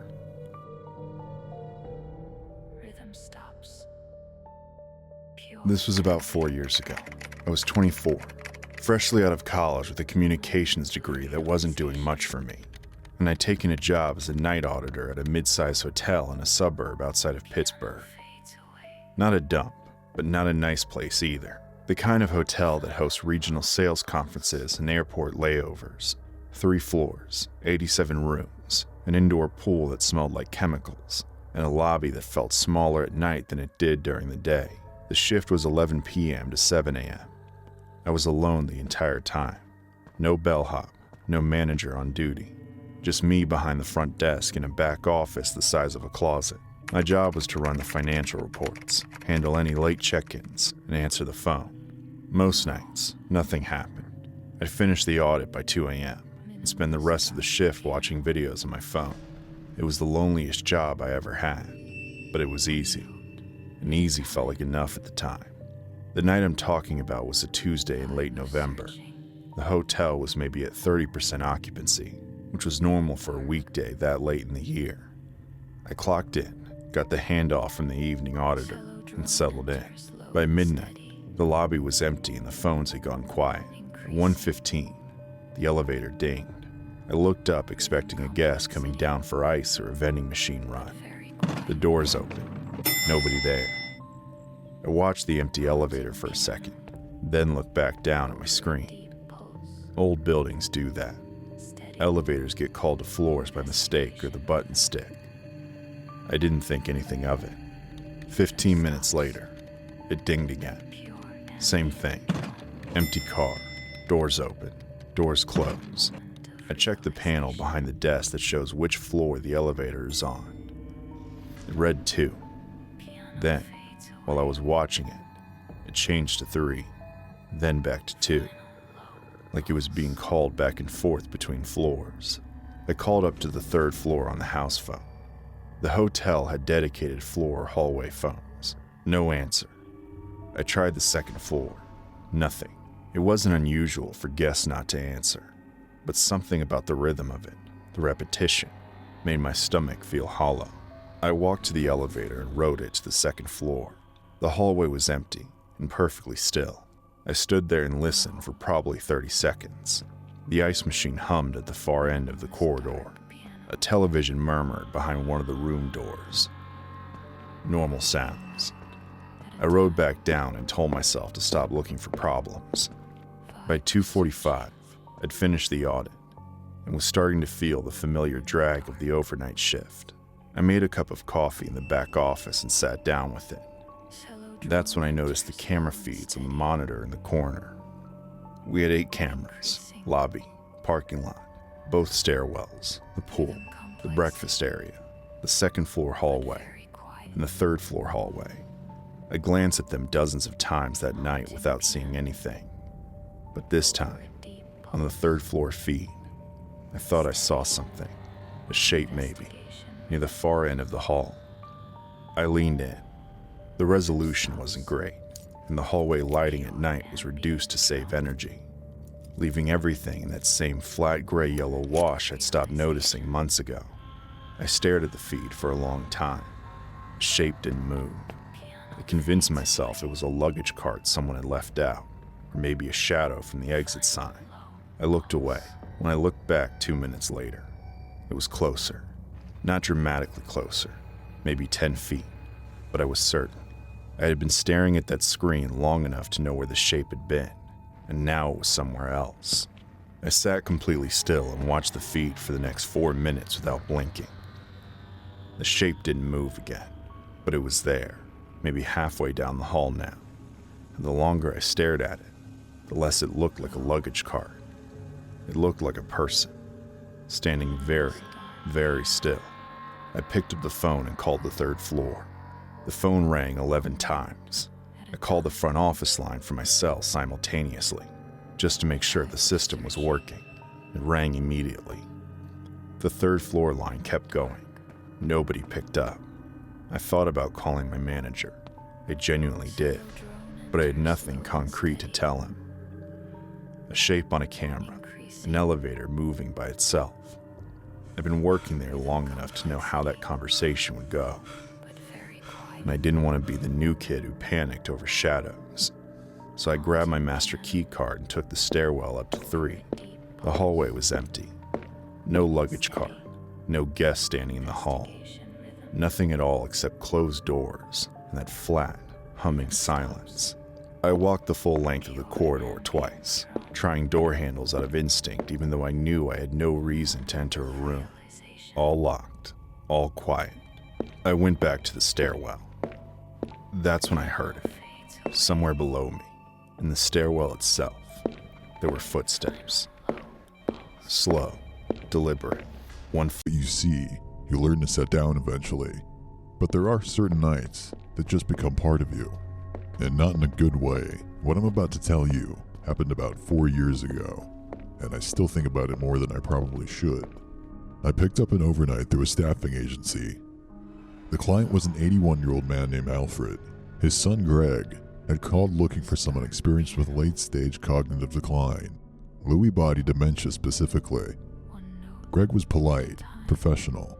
He explained that he lived 40 minutes away, worked early mornings, and needed someone to cover his father from 10 at night until 6 in the morning. Just one night to start, he said. See how it goes. I showed up around 9:30. It was a split level on a quiet road where the houses sat far apart and the trees had grown in close. Greg walked me through quickly. Kitchen, bathroom, the hospital bed set up in what used to be the dining room. Alfred was already in bed. Greg introduced us. Alfred looked at me with clear eyes, said pleasure to meet you, and seemed completely fine, sharp even. Greg kissed his father on the forehead and left. That was my first night in that house, and my last. The first few hours were uneventful. I sat in the kitchen with a book. I wasn't really reading. Alfred slept. I checked on him every half hour. Each time, he was on his back, breathing slow and even, hands folded on his chest like a man who had long since made peace with sleep.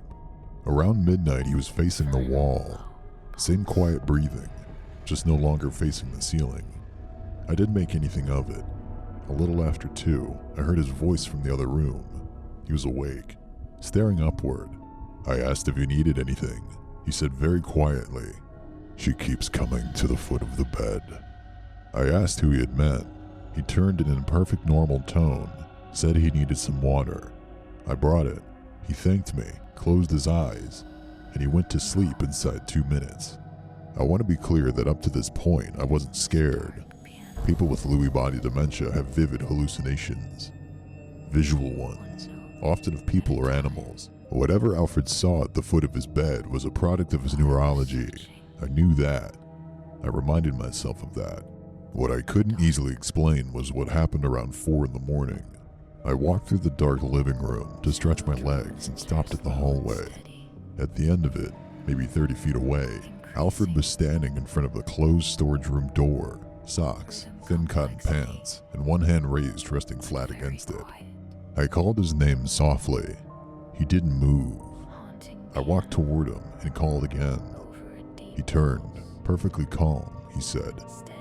"I was just checking." I asked what he was checking on. He looked at the door, then back at me. "She doesn't like it when I open it." I walked him back to bed. He went without resistance, pulled the blanket up himself, closed his eyes. I stood outside that storage room for a long time afterward. The door had a push-button lock on the knob, the kind you could lock from the inside. It was locked. I told myself Greg had probably locked it before he left.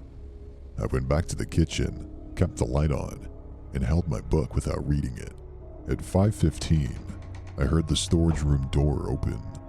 The small mechanical click of the push button releasing, the soft groan of the hinges, and then a silence that felt louder than any sound before it. I stood up slowly and walked to the hallway. The door was open about 4 inches, dark behind it. Alfred was in bed. I could see him from where I stood, asleep, on his back, hands folded on his chest. I turned back toward the kitchen. That's when Alfred was standing directly behind me. Not in his bed, behind me. Close enough that I nearly walked into him. He was holding a claw hammer at his side, worn wooden handle, knuckles white around the grip. His eyes were wide open and fixed on me. But there was nothing behind them I recognized as the man I'd met that evening. Not confusion, not the vague wandering expression I'd come to expect, just flat, purposeful attention. He swung before I could say his name. I got my forearm up, and the hammer glanced off and hit the wall. I moved back and sideways, putting the hallway between us. He came toward me again with the same measured, unhurried walk. No raving, no shouting, completely silent. That was the part that stayed with me. I got around him, through the living room, grabbed my bag from the kitchen chair without stopping, and went out the front door. I called Greg from the driveway, hands shaking. He didn't believe me at first. Then something in my voice made him stop talking. He said he'd be there in 40 minutes. I stood in the cold and watched the windows until his headlights came up in the road. He found Alfred in the hospital bed, asleep, hands folded on his chest. The hammer was on the kitchen table. Greg called later to apologize. Said his father had never been violent before, didn't know where the hammer had come from.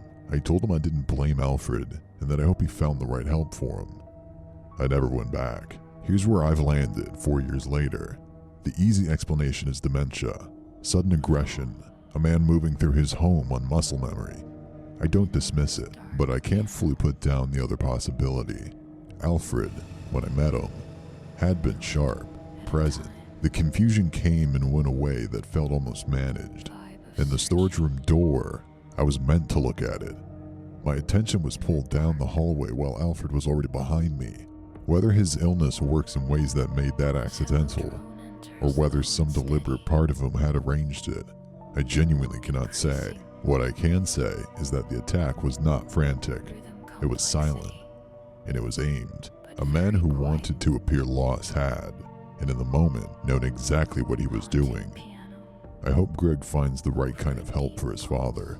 Whatever is happening inside Alfred, illness or something else, wearing illness like a coat, he needs more than an overnight aid can give him, and that aid will not be me.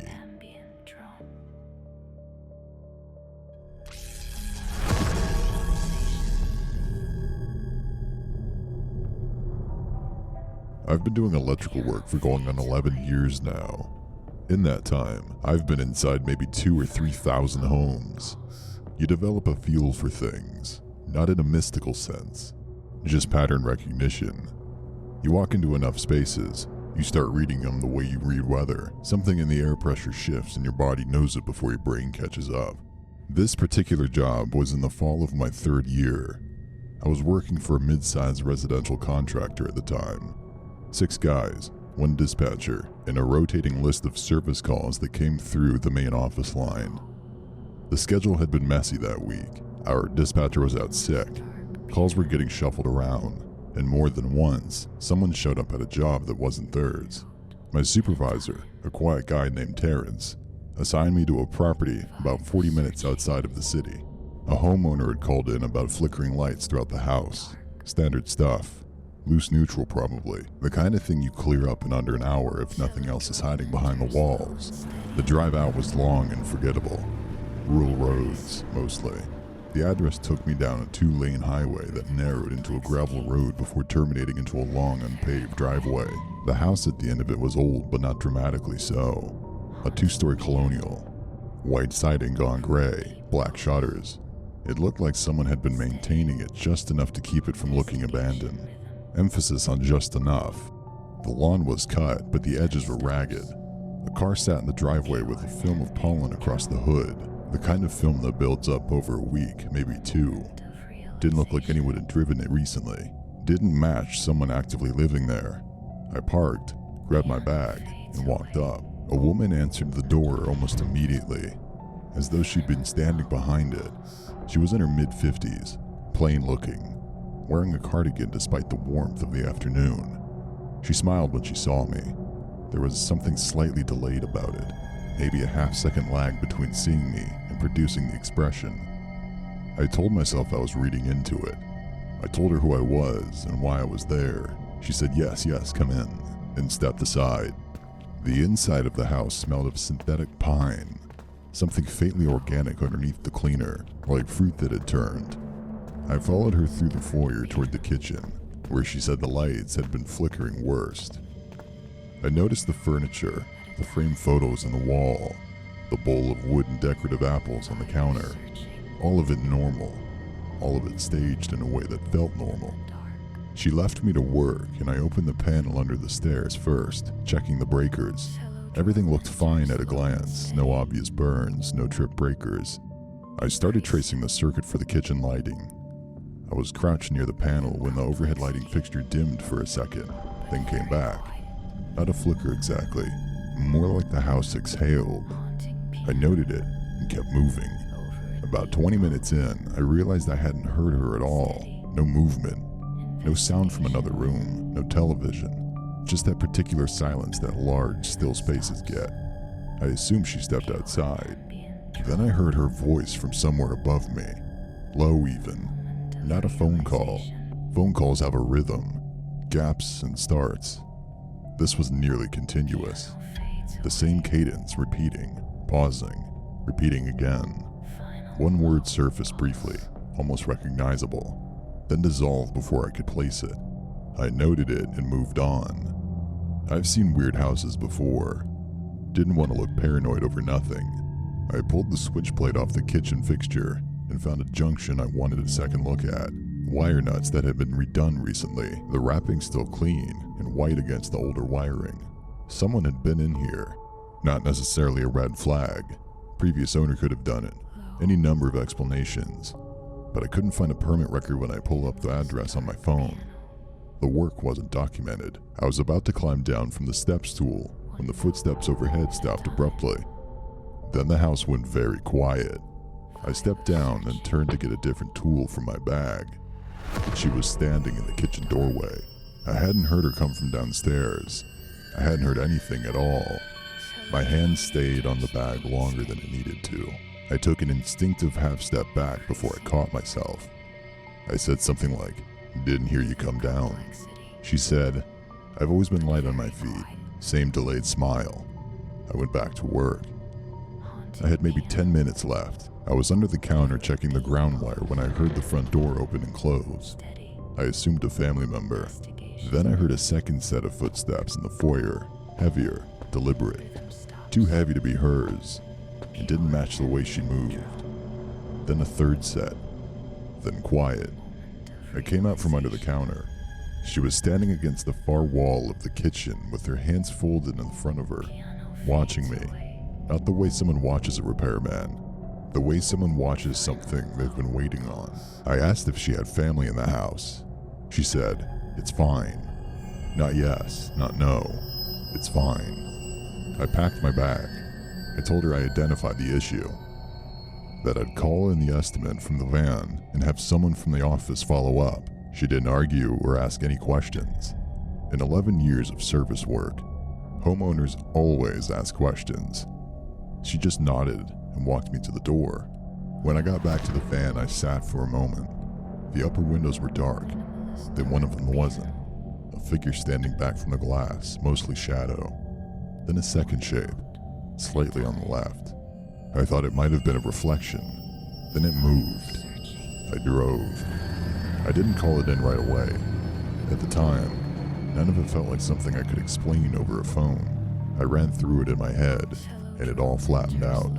Voices upstairs, footsteps, a woman who stood too still. Nothing you could hand to a dispatcher and have it land right. It all sounded like nothing when I tried to say it out loud. So I waited until I was back at the office and reported it to Terrence in person. Told him to flag the address. I don't know what he did with that information immediately. What I know is that I kept thinking about it for days after, and eventually, I pushed until something moved. The wiring I found under that switch plate had been deliberately disconnected and reconnected. Clean work. Done by someone who knew exactly what they were doing, and exactly what kind of call it would generate. When I finally pressed Terrence about who had originally been scheduled for that job, he didn't have a clear answer. The shuffled schedule, the rerouted calls, no clean record of who was supposed to go out there instead of me. I think that's why she looked at me the way she did when I came from under that counter. Not caught, just recalibrating, like I wasn't who she'd been expecting. Police went out within the week. The house was empty. Nothing came of it officially. I still think about whoever was supposed to get the call instead of me.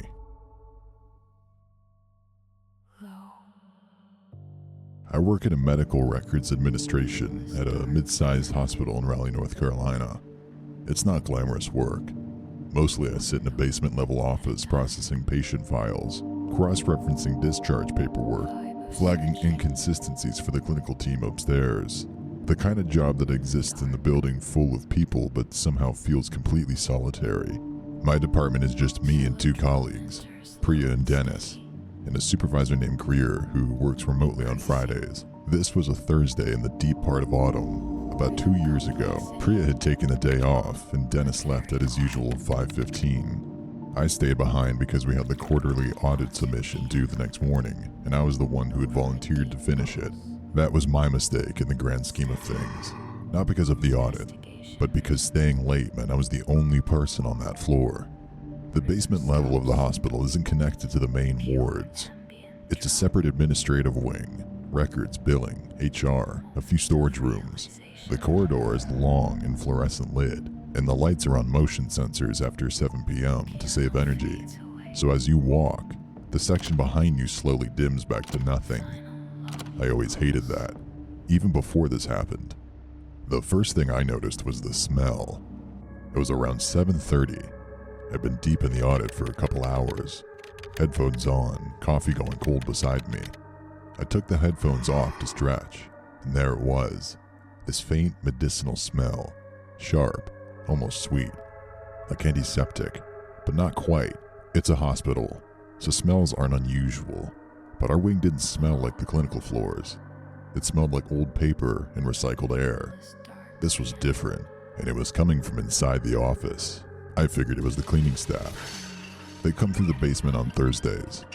I didn't hear the carts though. Usually you could hear them from halfway down the hall. That rattling metal sound that echoed in the corridor. There was nothing, just the smell.